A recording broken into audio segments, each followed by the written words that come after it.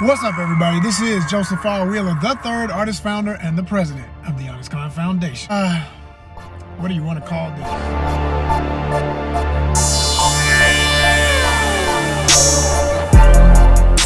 This is America. Yes, my brother Glover said in his famous song, "This is America." And when that video came out, a lot of people didn't like it and a lot of people loved it. Those who loved it, we got it. I loved the video. I thought it was epic, it was amazing, it was on point, and it was the truth in many ways. But this show is about something that's going on right now in terms of in social media. As usual, when something goes viral, the memes begin, people have conversations, and the conversations just kind of go for about, say, a week. If you're lucky, 2 weeks, in terms of, you know, when I say lucky, I'm saying if people are capitalizing off of something, you know, they get their riches for a few weeks in terms of some numbers, some views, some whatever and everything.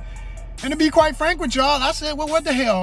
Honest Con will throw its hat into the ring, so to speak, but for a point of edutainment, because that's what we do. And the point of it all for me is that with this recent issue in Montgomery, Alabama, if you haven't heard, seen, I'm not gonna say where you've been and what planet you live on, good for you, because that just means you don't have to indulge every day. You don't feel the need, you haven't created the urge, you haven't become addicted like most of us, because I can admit I'm addicted to social media, and in a way I have to be. It's part of my, I'm in it. I'm part of this whole thing. I'm in the matrix, I'm playing the game, so that the better side of it can win. Because there's many sides to being on social media. And I do find some to be the best and the worst sides of social media. I'd like to say, Honest Con, we know we're on the best side of things on social media. We haven't been discovered by everybody. We haven't gotten the numbers we want yet. But in the process of doing so, I've learned that when things go viral, you kind of got to make a decision. Do I want to talk about that one or do I want to leave that one alone? Because one thing about stuff that goes viral, if you get on the bandwagon, which is what everybody does when these things go viral, if you choose to talk on them or speak on them, it can raise your numbers. But what I want to come out of raising my numbers here for Honest Con is to get the right audience. I'm hoping that everything I'm about to say will speak to the right ears, will speak to people who have a similar consciousness or people who don't have a similar consciousness but want to consider another perspective and are objective enough to say, well, I never thought about it like that. Because that's the kind of enlightenment that we're all about. Work with me, y'all, because I got to talk and ride. Honest Con got to keep moving. We got things to do, but we still going to give you this content. This is how hardcore we are about it. We're going to make it happen no matter how we got to make it happen. All you got to do is go on. You don't even have to go on social media. You can just go on regular mainstream news and somebody's talking about it somewhere. But if you want to see the whole thing, untapped, unedited, and all that, well, there's a couple of vantage points on this video. It's not one. So from what I can understand, it took place in Montgomery, Alabama, which has a long-standing, like most of the southern United States, extreme history of racism. But before I make it seem like just the South, that's all of America. All of America has always had an extreme racist agenda and issue. What do you mean by agenda, for those who are on that side of, you know, trying to pull real history out of schools in Florida and y'all trying to make slavery a good thing and all this other garbage we got going on in the world right now? It's very disgusting that we live in a world where people can do things and know they're wrong while they're doing it. But for the sake of what they want and being the selfish, greedy, totally entitled individuals they are, pretend that either things did not happen, destroy evidence, or completely overlook their part in an atrocious event. And what's ironic in the symbolism of what happened on this boat dock in Montgomery, Alabama, is that if you were to sit through the whole thing, which I finally forced myself to do because I don't like watching stuff like this, people. It's not entertaining. It's really not. It's sad. It's pathetic. But when I sat through it, right, the worst thing I noticed in the playback is that there was a certain point after, I'm gonna say that again, after, A-F-T-E-R, an older, when I say older, they say the man was in his 60s, and he must have been threatened because you could see the white guy was getting to a point, pointing his fingers and stuff in his face of threatening him. And the black man lost his temper and said, enough is a damn enough. You want to swing, fool? I will beat you down. And you knew it because he threw his hat. Now, if anybody throws their hat up in the air, like I don't care where it goes and where it lands, you know pretty much right there, he blew his top symbolically. And as he was beating on this man, his white friends, family, whatever, came and aided to jump this man. They jumped this man. We talking about 6 people on one. And by the time the other black folk got there, mostly men, but even a few women too, all hell broke loose. And then at that point, you realize there was even white women on the boat too that wanted to have the audacity to come over and think they were gonna fight and got their behind kicked too. So every last one of them got whipped up. And of course, the most famous moment was the black guy who pulled out a folding chair. And yeah, I laughed because I like wrestling, right? I love professional wrestling. So anybody who knows professional wrestling, the number one legal or illegal, depending on the rules of the match, weapon of choice outside of just your body as a weapon is to use a folding chair. Because old school wrestling was done in old gyms and stuff where they had to put out chairs because there wasn't, set chairs. So historically, that was a thing in that moment. It was already, sadly, memeable in many ways. But once it got to the status of people could relate that to something else in popular culture with wrestling and with superhero movies, I've seen ones that played off of the Avengers. If you've seen the stuff, you've seen what I'm talking about. I've seen ones that played off of Wakanda Forever and Black Panther, the whole series of Black Panther, and just the tribes of black folk coming together, so to speak, to fight against this common oppressor, this symbolism of hatred and evil in this country that's gotten out of hand to the point you think you can jump on, whether armed or not. Never pulled his weapon, like I say, if he even had one. Working man has the authority to tell you to get off the dock and move out the way, and you would rather beat this man down and go about your day like it was no big deal. Because that's the main point I'm getting to. There's a point in the video, once the black defendants, the Avengers, so to speak, had arrived and came over to this man's defense, and they marched down to where the boat is, you can clearly see, before hands were thrown again, these white folk had the nerve to try to have some words with this group of new black folk that they gotta now face. Because no, it wasn't gonna just be, because they were, if you could see them on camera, their mannerisms were totally like, just casual. Like, yeah, we beat down a black one, we don't care.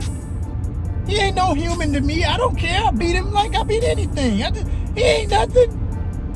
We're gonna go on about our day. We're gonna still lollygag on our boat and not be hasty about moving.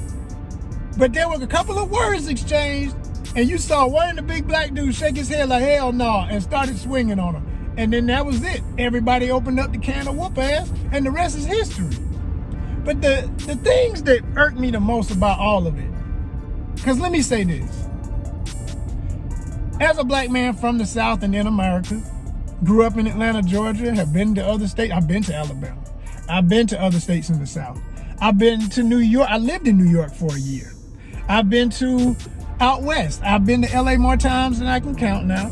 I've been to some other major cities across this nation. And whether north, south, east, or west. But when you see that there is an obvious hatred to the point where even in a place where someone has authority, as this man did on his job, and it's not being respected, that's the ultimate discomfort. Because then you know, oh wow, these folk really don't care nothing about the rules of the quote-unquote nation they feel is their nation and that they set up to have these laws and jobs and things where everybody's supposed to have a piece of this thing, after all of the atrocities that had to be torn down, rebuilt to new levels of issues that remain. And just there's never any respect. There's never any regard or respect for a general, which it is generalized, group of peoples when you say black. Because I'm even on a level where personally, yeah, I use the term black, but I use it symbolically to represent cultures, plural. Not one big group of people, but they do all have something in common, which makes, under the guise of the construct of black, white, red, yellow, these are brown, these are all labels that Europeans created in the ones who did, because everybody white wasn't part of that plan. But for those who did, they created a construct known as race. And to this day, people all over the world, whether they're conscious of it or subconscious of it, play into this race game. So when somebody feels like their team is being disrespected, there's a choice to be made. Some people's teams automatically jump into gear, say enough is enough, enough ain't never been, we ain't taking it, we not the ones. For black folk, like I say, that's a huge group. It's a sordid history. And so to see enough black folk come to the aid of one black man being beat down in a situation that was not gonna get no better, it looked as bad as, without the nightsticks, it looked as bad as Rodney King at the point they had that man on the ground. So I understand why black folks, for the most part, okay, felt and are feeling a sense of pride for the concept of we came to our rescue. And I respect it. But I'm gonna talk about a little bit of that in a minute. But I'm gonna finish talking about the racism of these whites who had the audacity to think they could get away with it. See, when I was referring to what I was saying in the beginning of this presentation, and I said, you got a time in history where you got folks in the state of Florida trying to eliminate real history, trying to act like certain things never happened, and trying to reword and mentally configure the relationship with how any human being would look at the word slavery and say that there's anything good or beneficial about forcing someone into being someone else's free labor, sexual object, mental slave, physical slave. Every level of slave you could think of was pushed. And you want to pretend that there's something good that could have ever came out of that, when so much ugly did come out and is still coming out of what that did. And everything that we've done that is great and great and greater is because of who we already were before. So, for these folks on that boat to have been so casual to talk to the black Avengers showing up, like, as if now we can work this out, you ought to understand why we beat him down. We don't have to keep this going. Or maybe they were still talking some mess like, look, you don't want this, knowing they was about to catch it. Because not only were you now outnumbered, but you was outgunned too, because the bodies got bigger. At least 3 or 4 of them cats that showed up to rescue the guy was bigger than all of them motherfuckers. So they wasn't ready. And they were scared.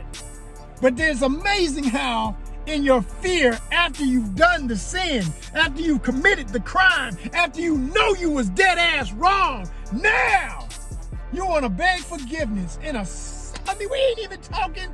This is literally seconds ago. You had this man on the ground, and now you wanna act like, hey, cut off the anger valve.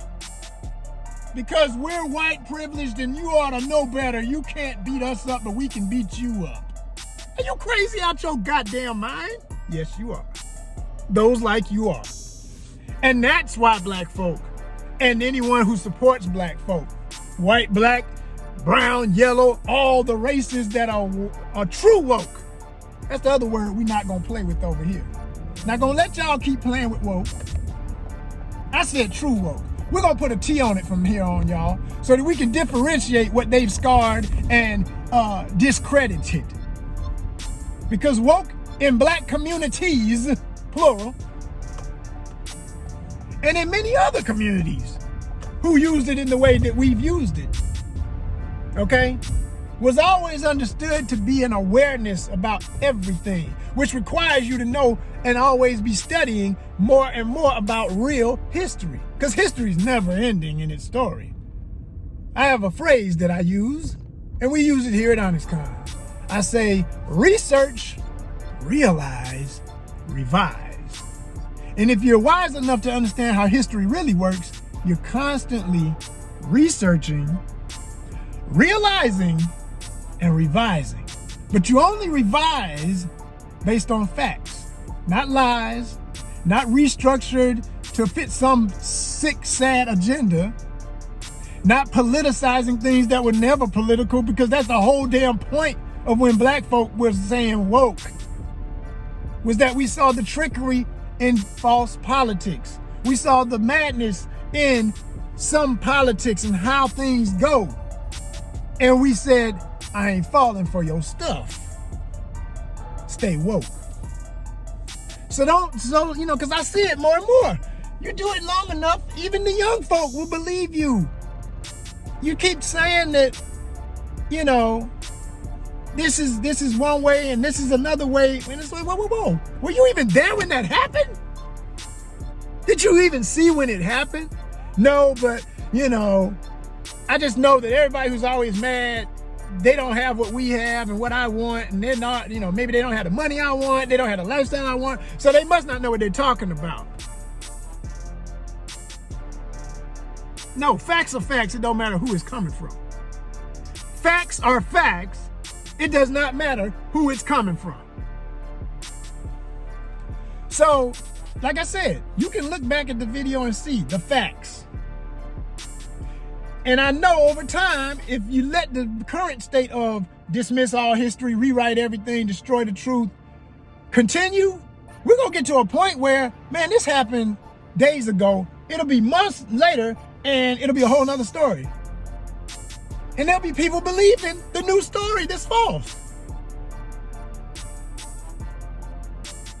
So let's just protect the truth of all of what happened here. So I spoke on the beatdown, the well-deserved beatdown, and I don't condone violence as the means of solving issues. There is always a better way mentally. The problem with humanity is, even though we all know that, how many people are really willing to do that? I'm a lover, not a fighter. And I always say lovers are the most passionate people. Growing up, everything we played with centered around war. Transformers, G.I. Joe. You know what I'm saying? Star Wars.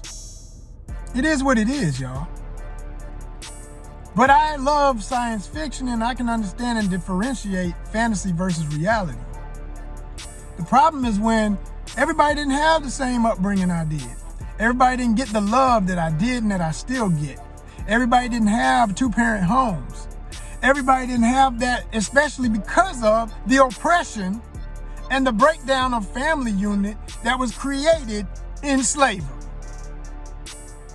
In the continent of Africa, prior to various forms of slavery and war, including those that were a part of Africans versus Africans. If there was no division there, Europeans could have never done what they did. But because of the I'm this group, you that group, Ain't no looking at us as one team. And guess what? Before anybody want to run off on I say that all the time, see? And that's why you're all naturally damned people or something. Hey, watch your mouth. The only reason other groups of people that make up the populations of the races of America can claim more unity amongst their groups is because they come from smaller groups. In the history of humanity, there is no slavery holocaust that included more numbers of people being extracted from one place and pulled all over the world. Even in the Muslim slave trade, which had its effects too, prior to the European slave trade, there were nowhere near the amount of numbers that were pulled for the transatlantic, for the amount of time that people were pulled from the transatlantic. And one of the number one reasons and ways of breaking people's spirit to force them into the "you are now enslaved" mentality was to destroy family units. You don't have a father, you don't have a mother. To enforce the concept of a breeding of a male. That's all you are, is a breeder. You're just here to breed. And from treating people like that long enough, it creates a mentality that goes along with other things that were constantly pushed into these heads of ancestors until at a certain point in American history, in urbanization, way after slavery, not too far, because it ain't, but how many years you talking about compared to ancient civilizations that stood for hundreds of years, thousands of years, and all of that, okay? But to speak in this American thing, you mess around and create all kind of foolishness where it's just understood and expected that you don't have to be there. But I come from something else, and I'm not a complete minority. Most of my friends know who their fathers are.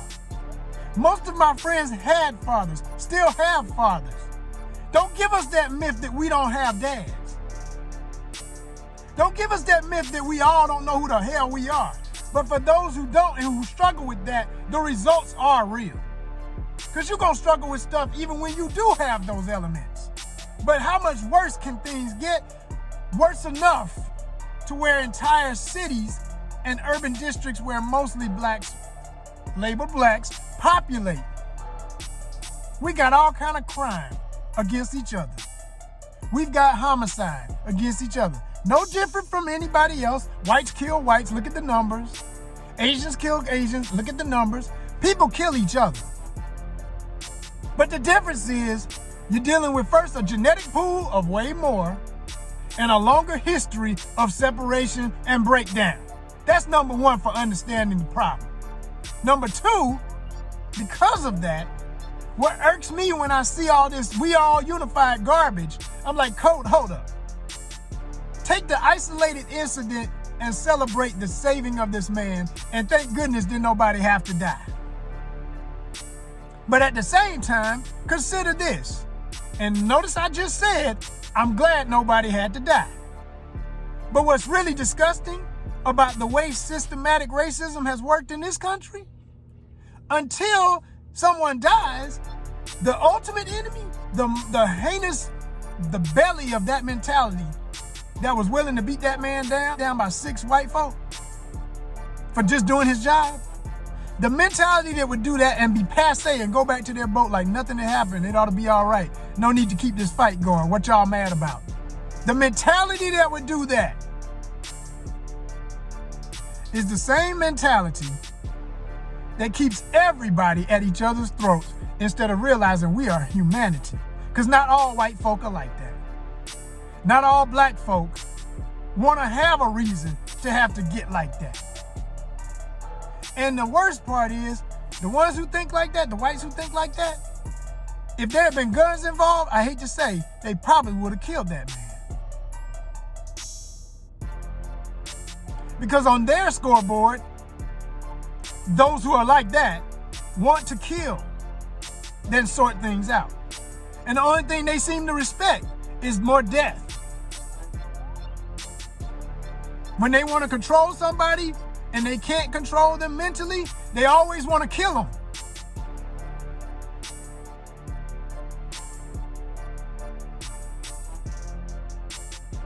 And if they can convince enough folk of that group they don't understand to kill each other, well, hell, they don't have to do the job. Because you're always at each other so much, you can't come together to see the real problems. And so that's why people, black folk and folks who support black folk, who are trying to do better and just live, just leave me alone, let me live, we're happy about the moment. But just don't give me the false narrative that that one moment represents all our unity when there's still bodies dropping in Atlanta. There's still bodies dropping, black on black bodies dropping in every major metropolis in this country. And all over the world, where quote unquote, people forced into the race game of not being non-white are killing each other.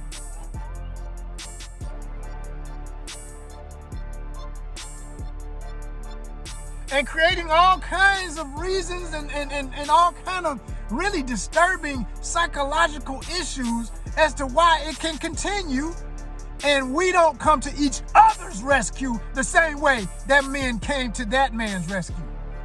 Why is it for the ones, because I'm not assuming that everybody out there on that dock was from a hood where it's downtrodden and low income and really sad situations with drugs and gangs and shit. But for the ones who were from that, and I hate to say, I wouldn't be surprised that too many of them weren't too far from that reality, because I saw too many damn pants being pulled up instead of already up. And instead of folk being like, man, look at this. That ain't cool. Realize they get back to their own neighborhood, somebody jump on one of their relatives or whatever, that might be the only reason they come out the door and do the same thing, defend them. But if some poor defenseless kid who's the nerd at school gets jumped by the thug bullies because they mad that he made them look bad in class because the teacher likes him better than he likes them thugs because they never got the answers and this young smart boy got the answers. I'm talking off something I've seen in social media with something that went viral even many more years back, where there was a kid that was a straight up like an A student getting beat up by a bunch of thugs because he was smart. No other freaking reason. And wasn't nobody coming to his rescue.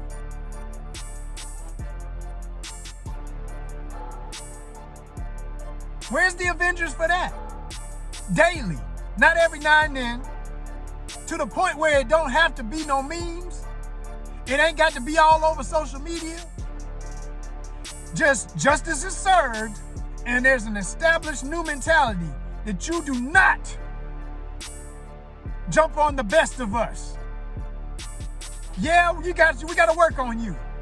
Yeah, you come from a broken home. You mad because you ain't had no daddy. Somebody told you you was ugly. You joined the gang. Now you think you hard. You and your boys run around jumping on folk. And you dealing dope or whatever else you doing. You scamming whatever. I don't give a damn. Look, you don't mess with the best of us.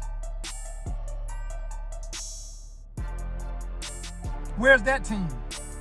Who's defending those folk?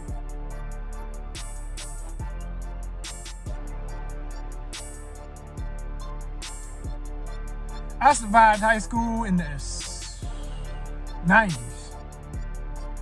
At the height of the whole gangster rap era.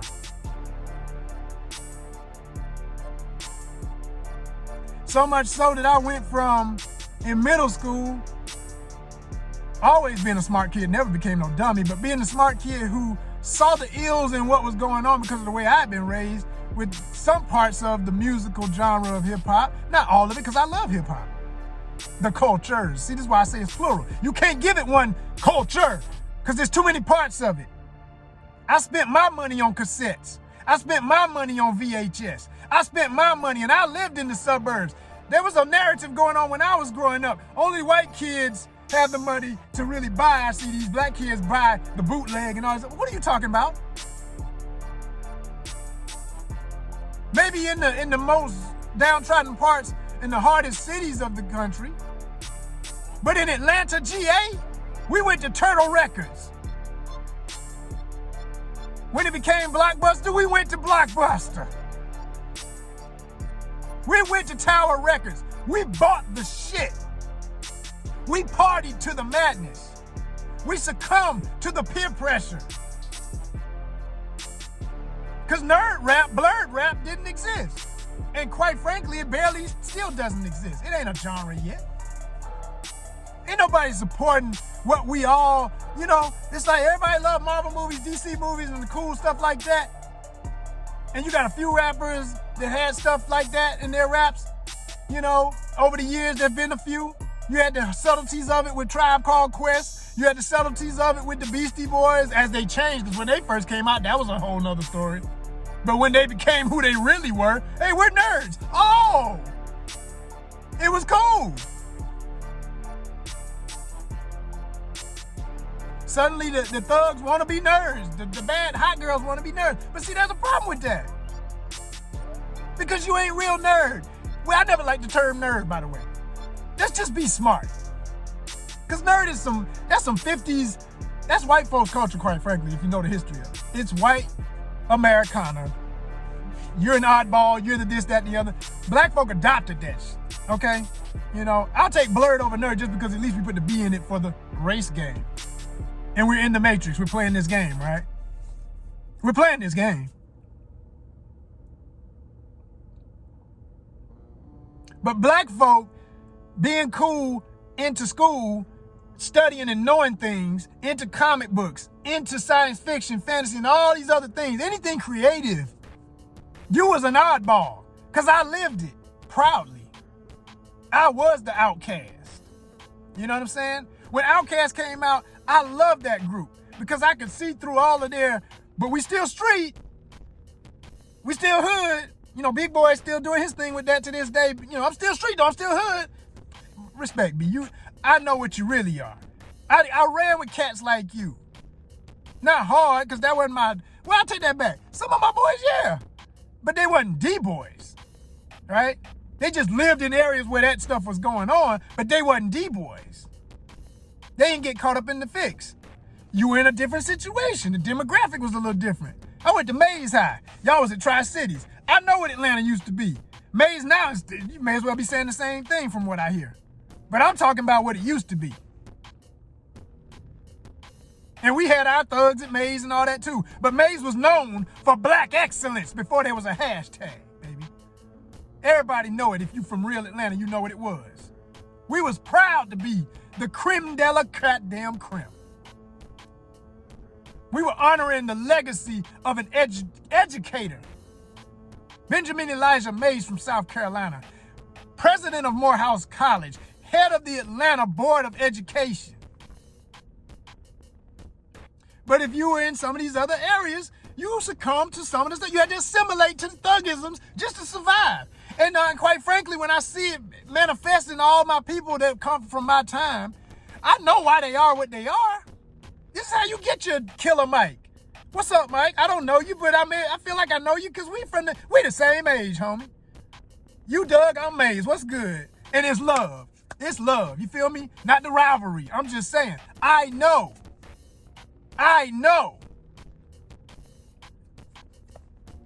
Killer Mike is a blurred.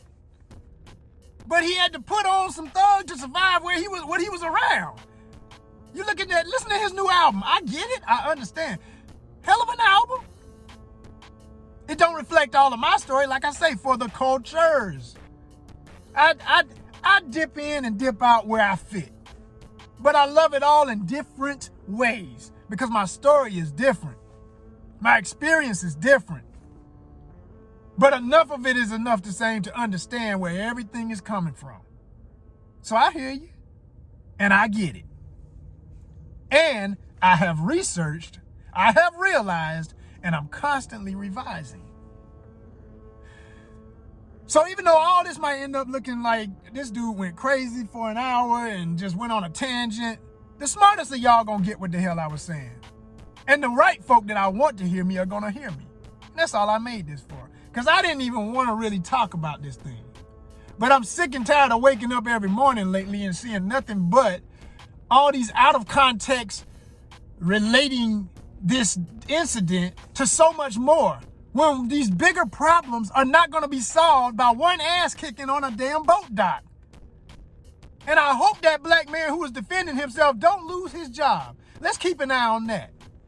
If it's already happened by the time I said this, hey, I don't be checking this stuff regularly because it ain't my kind of news.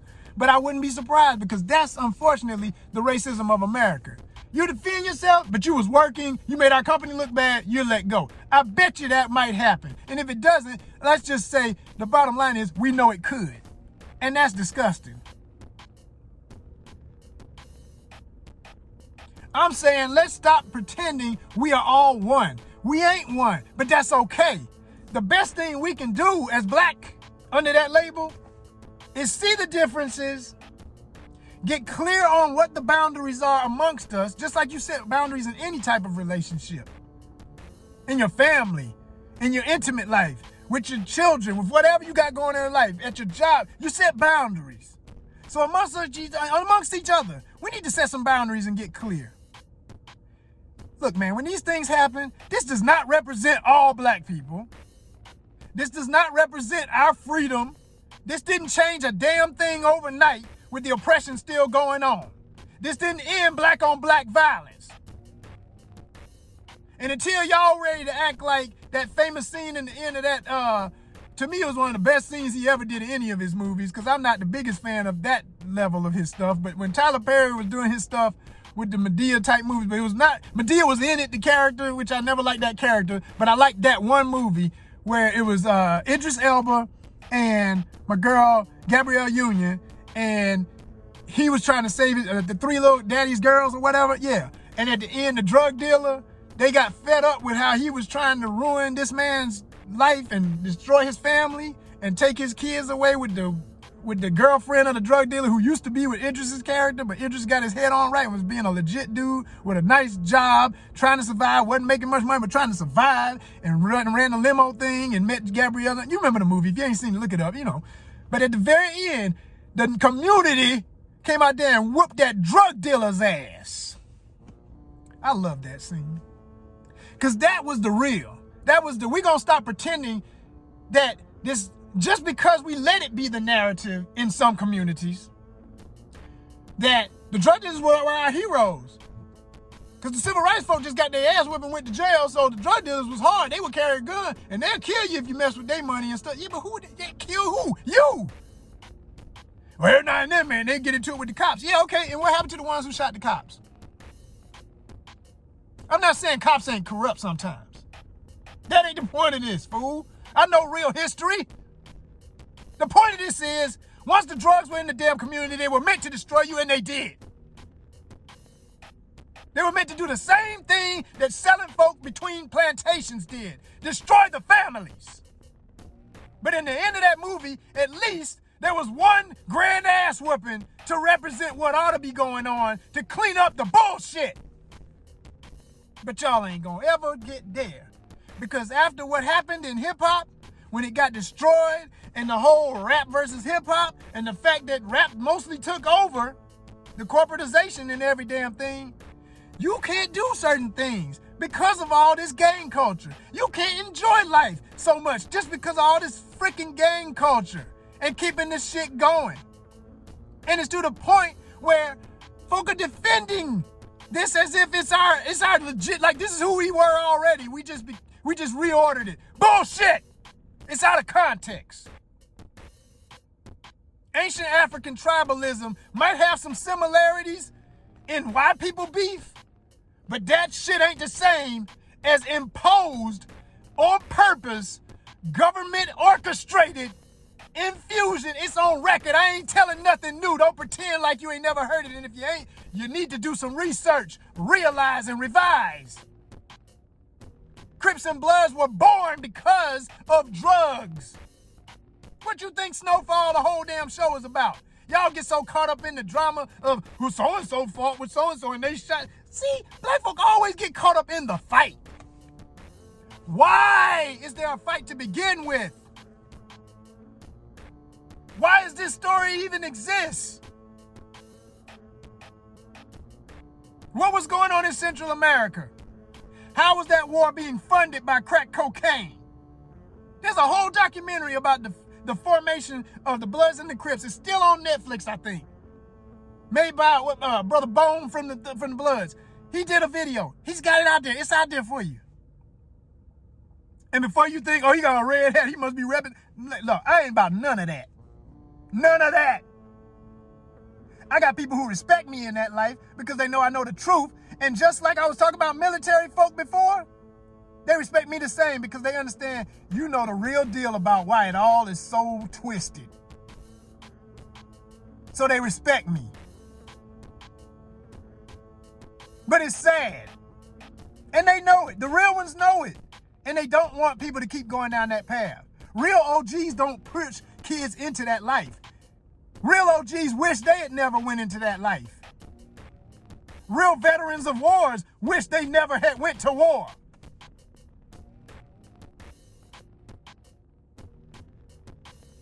None of this is helping mental health and all the other hashtags y'all always saying and don't know the damn depth of.